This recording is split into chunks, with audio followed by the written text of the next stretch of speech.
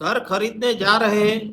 केवल एक नकली दस्तावेज आपकी जिंदगी भर की कमाई डुबो सकता है। कैसे? तो जाने ये वीडियो में। घर खरीदना हर किसी का सपना होता है, लेकिन कुछ लोग नकली प्रॉपर्टी दस्तावेज दिखाकर लाखों रुपए की ठगी कर देते हैं। प्रॉपर्टी खरीदने से पहले ये 5 बात जरूर जांचें। क्या बेचने वाला व्यक्ति वास्तव में प्रॉपर्टी का मालिक है? प्रॉपर्टी के पिछले सभी दस्तावेज सही है या नहीं? कहीं प्रॉपर्टी पर बैंक लोन या कोर्ट केस तो नहीं चल रहा? रजिस्ट्री और सरकारी रिकॉर्ड में सभी जानकारी मेल खाती है या नहीं? सबसे जरूरी, कोई भी भुगतान करने से पहले सभी दस्तावेजों की जांच वकील से कराएं। इस जानकारी को अपने परिवार और दोस्तों के साथ जरूर शेयर करें ताकि कोई भी नकली प्रॉपर्टी दस्तावेज का शिकार ना बने।